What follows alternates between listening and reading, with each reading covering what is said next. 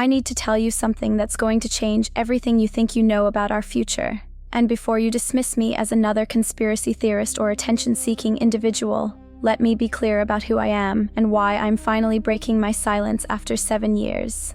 My name is Ashley Morgan. I'm 38 years old, and until 3 weeks ago, I was a data analyst for the National Weather Service in Colorado. I have a master's degree in atmospheric science from MIT, and I've spent my entire career studying climate patterns, atmospheric modeling, and long-term weather prediction systems. I'm the kind of person who believes in peer-reviewed research, statistical significance, and hard data. I was also the kind of person who thought alien abduction stories were complete nonsense. But on March 22nd, 2018, something happened to me that shattered every rational belief I held about our place in the universe. And more importantly, I was shown something about humanity's future that I can no longer keep to myself. Because what they showed me isn't just happening. It's happening now, and we're running out of time to change course. I've lost my job for coming forward with this. I've lost friends, relationships, and my reputation in the scientific community. But after what I witnessed about what's coming for all of us, staying silent isn't an option anymore. It was a Thursday morning in March 2018 around 3:30 a.m. I was stationed alone at our high-altitude weather monitoring facility in the Rocky Mountains about 45 miles west of Boulder at an elevation of 9,200 feet. We'd been tracking some unusual atmospheric anomalies, temperature fluctuations that didn't match any of our existing models, electromagnetic disturbances that seemed to follow patterns we couldn't explain, and barometric readings that defied conventional meteorological understanding. The station was one of our most remote installations, accessible only by a winding mountain road that was frequently impassable during winter storms. On clear nights like this one, I could see the lights of Denver glowing faintly in the distance, but mostly I was surrounded by the vast darkness of the Colorado wilderness. I was outside calibrating our atmospheric sensors when I first noticed something unusual in the sky.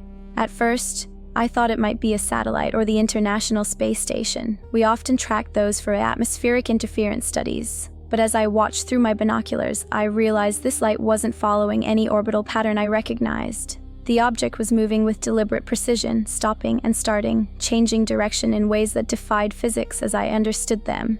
It seemed to be observing the mountain range, methodically scanning the terrain with beams of soft, focused light. That's when it noticed me, the craft. And I knew immediately it was a craft. Turned its attention toward our weather station. It approached silently, a roughly circular object about 40 feet in diameter with a surface that seemed to absorb starlight while simultaneously emitting its own warm, golden glow. My first instinct was scientific curiosity rather than fear.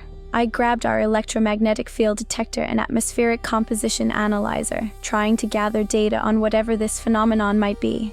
But as the object descended to hover directly above the station, about 60 feet overhead, all our electronic equipment began malfunctioning simultaneously. The computers monitoring our weather sensors went dark. The radio transmitter filled with static. My cell phone died completely, and even the backup generator sputtered and fell silent. But strangely, I wasn't afraid.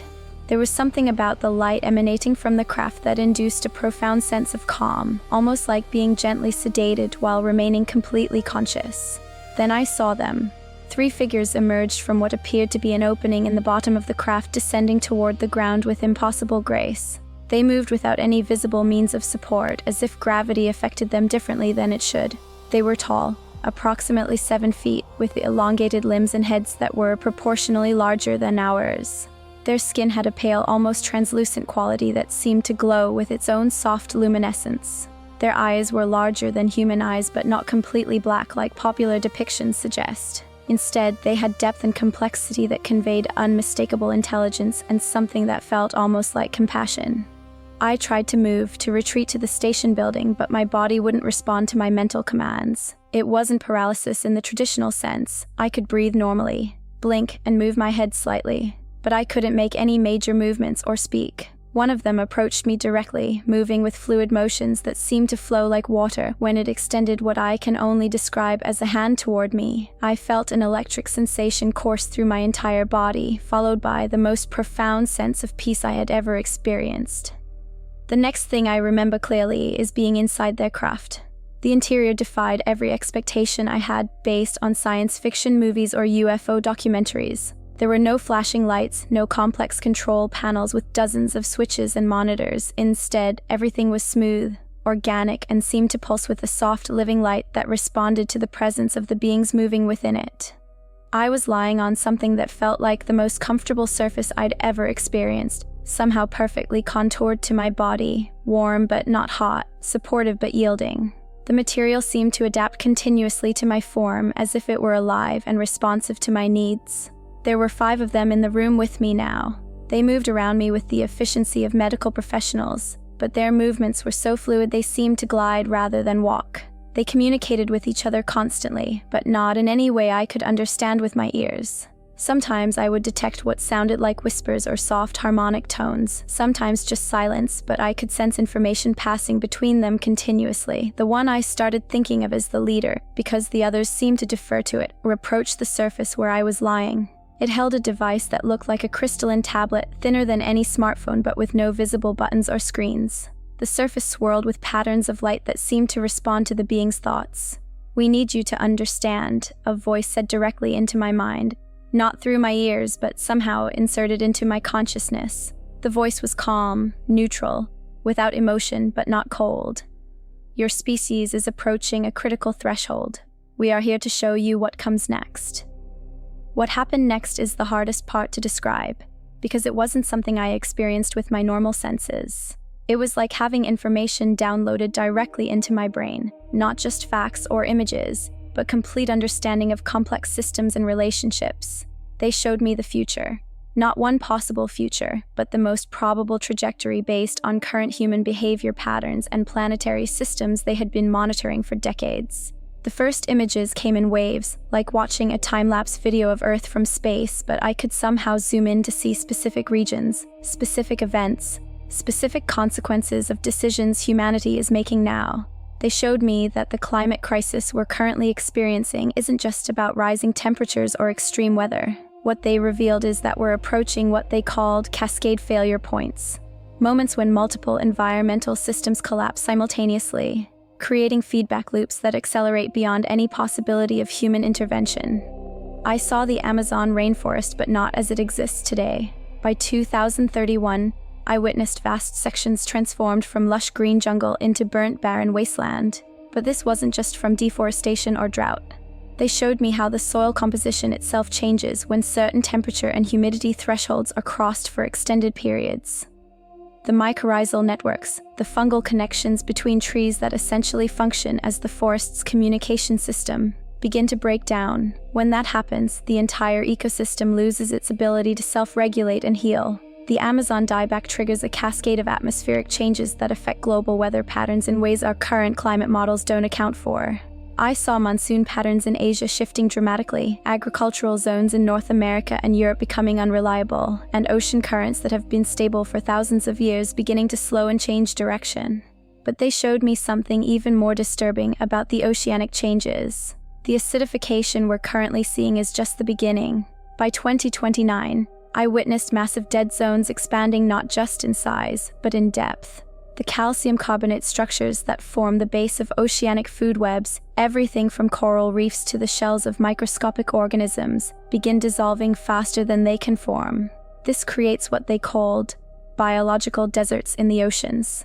Vast areas where the only life forms that can survive are jellyfish and certain bacteria. The collapse of oceanic ecosystems doesn't just affect marine life. It disrupts the ocean's ability to absorb carbon dioxide, accelerating atmospheric changes, and eliminates a primary food source for over 3 billion people. I saw coastal cities around the world, but not the gradual sea level rise most scientists predict.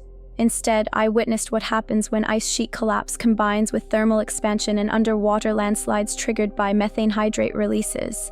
Miami, New Orleans, Venice, Bangkok, and dozens of other cities didn't slowly flood. They were abandoned within months as their infrastructure became completely unusable. I witnessed mass migration on a scale humanity has never experienced. By 2032, I saw over 400 million people displaced from regions that had become uninhabitable due to heat, drought, flooding, or ecosystem collapse. The current refugee crisis, which involves roughly 35 million people globally, looked like a minor inconvenience compared to what's coming.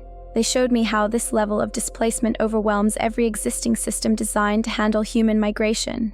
Communities that are currently stable become destabilized by the sheer number of people seeking refuge. I saw resource conflicts escalating into regional conflicts, not over territory in the traditional sense, but over the basic question of who gets to live where on a planet with dramatically reduced habitable area. But the environmental collapse was just one part of what they revealed. They showed me how technological development during this period becomes focused not on solving the climate crisis, but on managing human populations during the collapse. After showing me these visions, the leader communicated something that changed my understanding of why extraterrestrial beings are contacting humans at this particular moment in our history. We have observed this pattern before.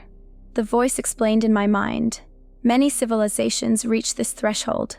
The development of advanced technology combined with resource extraction and population growth creates unavoidable crisis points. Most fail to navigate the transition. They told me that the reason alien contact is increasing now, the reason for more UFO disclosures, more sightings, more people having experiences like mine, is that we're approaching what they called a species decision point. Within the next 15 years, the choices we make as a civilization will determine whether humanity survives as a technological species or joins the countless others they've watched collapse. But here's what they wanted me to understand. The future they showed me isn't inevitable. It's the default trajectory if we continue making the same types of decisions we're making now. But they've also seen civilizations successfully navigate this transition. They showed me examples of other worlds where intelligent species recognized the crisis early enough to make fundamental changes to their economic systems, their relationship with their planet's ecosystems, and their approach to technology development. These species survived and eventually joined what they called the Community of Worlds, a network of civilizations that have learned to live sustainably within their planetary systems. The beings explained that they can't directly intervene in our development. There are what they called protocols that prevent advanced civilizations from imposing solutions on less developed ones, but they can share information with individuals who are capable of understanding and communicating what's at stake. You have been chosen not because you are special, they told me, but because your background allows you to comprehend the scientific reality of what we have shown you, and your position in your society gives you credibility to share this information. They explained that they have been making contact with individuals across many fields: climate scientists, policymakers, technology developers, and communicators, giving each person pieces of the larger picture. The hope is that enough humans will receive and share this information to influence the crucial decisions our species will make over the next decade. When I regained consciousness, I was standing beside our weather monitoring equipment at the mountain station. All our electronic systems were functioning normally, showing no signs of the malfunction I remembered. According to my watch, only 20 minutes had passed since I first noticed the light in the sky, but I knew immediately that something fundamental had changed in me. Over the following weeks, I began experiencing what I can only describe as enhanced pattern recognition abilities. The climate models I worked with at the National Weather Service suddenly revealed connections I had never seen before. I started noticing correlations in atmospheric data that my colleagues couldn't see, and my predictions about weather events became unnaturally accurate. 3 months after my encounter, I accurately predicted the path and intensity of Hurricane Florence 6 weeks before it formed, something that should have been meteorologically impossible. I foresaw the unusual Arctic warming event in early 2019, the unprecedented heat dome over the Pacific Northwest in 2021, and the specific regions that would experience crop failures in 2022 and 2023. My colleagues initially attributed my improved performance to new analytical techniques or better intuition. But as my predictions continued to prove accurate in ways that defied statistical probability, some began asking questions I couldn't answer without revealing what had happened to me. More disturbing were the physiological changes. Medical tests revealed alterations in my brain structure that my doctors couldn't explain. MRI scans showed new neural pathways that hadn't existed before my encounter, particularly in areas associated with pattern recognition and temporal processing. My cellular regeneration rate increased significantly, my immune system became remarkably efficient. And most unnervingly, I began experiencing what I can only describe as temporal perception shifts, moments when I would have flashes of future events that later proved accurate. I also discovered physical evidence on my body similar to what other contactees have reported. On my left shoulder blade, there appeared a mark about the size of a quarter. It wasn't a cut, bruise, or birthmark. It was perfectly geometric, slightly raised with an almost metallic appearance. When I had it examined, medical professionals found tissue that was structurally normal but contained trace elements that don't naturally occur in the human body. The hardest part of living with this experience isn't the skepticism or ridicule from others. It's carrying knowledge about humanity's probable future while watching us continue to make the exact decisions that lead to the collapse I was shown. I've tried to share information through scientific channels. I submitted papers about the climate correlations I was seeing, but without being able to explain the source of my insights, my work was dismissed as unsubstantiated speculation. I tried discussing my climate predictions with colleagues, but accurate forecasting without explainable methodology just made people suspicious. I've watched the climate events I was shown beginning to unfold exactly as predicted. The Amazon dieback is accelerating faster than any published research acknowledges. Ocean acidification is reaching the critical thresholds they showed me. The social tensions that precede the mass migrations are already building. I've tried to warn people through social media, academic forums, and environmental groups. But without being able to cite peer-reviewed sources or provide conventional evidence, most people dismiss the information as another conspiracy theory or doomsday prediction. What I haven't told anyone before is that the contact didn't end with that single encounter in 2018. They've been reaching out to me regularly, not through full abduction experiences, but through what I can only describe as consciousness connections. Sometimes I'll wake up with detailed information about specific climate events that will occur in the following months. Other times, I'll have vivid dreams that feel more real than reality, where I'm shown technological developments that later prove accurate. 3 times over the past 7 years, I've found myself in remote locations with no memory of how I got there, but with complete knowledge of new information they wanted me to have. Each time, I was given more specific details about the timeline we're facing and the critical decision points coming in the next few years. The most recent contact occurred just 2 months ago. This time, the information was more urgent. They showed me that we've reached what they called the final acceleration phase. The environmental and technological systems that will determine our species' future are all converging toward critical points that will occur between 2026 and 2030. They told me that this is why alien contact and disclosure is increasing dramatically right now. They're running out of time to share information that might help us avoid the collapse scenario. The beings made it clear that they're not here to save us. They can't impose solutions on our civilization without violating principles that govern interactions between species at different development levels, but they can provide information that might help us save ourselves. Here are the crucial points they want humanity to understand. First, the climate crisis is accelerating faster than our current scientific models predict, because our models don't account for the complex feedback loops between environmental systems, social systems, and technological systems. The collapse scenario they showed me will begin manifesting visibly between 2027 and 2030. Second, there is still time to change trajectory, but the window is closing rapidly. The changes required aren't just technological, they're systemic changes to how our economy works, how we make decisions as a species, and how we relate to our planet's ecological systems. They told me that successful civilizations that have navigated similar crises did so by fundamentally restructuring their social and economic systems to prioritize long-term sustainability over short-term growth. They developed technologies that enhanced their planet's natural systems rather than replacing them, and they created decision-making processes that could respond to planetary-scale challenges faster than market forces or traditional institutions. For 7 years, I've been torn between the responsibility to share this information and the certainty that doing so would destroy my credibility and my life as I knew it.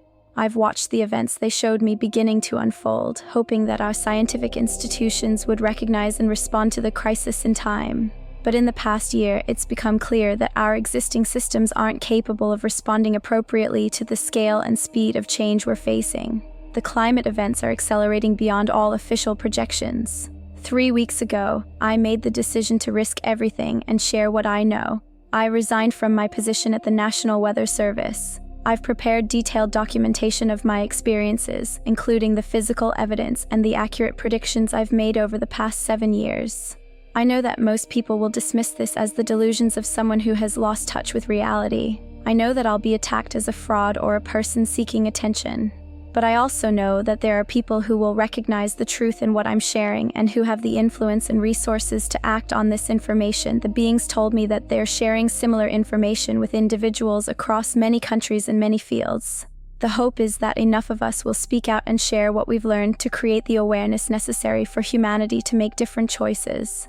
Everything I've shared with you comes down to this. Humanity is approaching a species-level decision point. The choices we make in the next 5 years will determine whether our civilization survives and eventually joins the community of advanced worlds, or whether we become another failed civilization that destroyed itself during the transition to planetary-scale technology. The default trajectory, the path we're currently on, leads to environmental collapse and the reduction of human civilization to scattered populations living in the habitable remnants of a damaged planet. But the alternative path is still possible. It requires us to fundamentally change how we organize our society, how we develop and deploy technology, and how we make decisions as a species. It requires us to prioritize the long-term survival of our civilization over the short-term profits that currently drive most of our choices. The beings made it clear that they can't make this transition for us. They can only provide information and hope that we use it wisely. The actual work of changing course has to be done by humans, through human institutions, using human decision-making processes.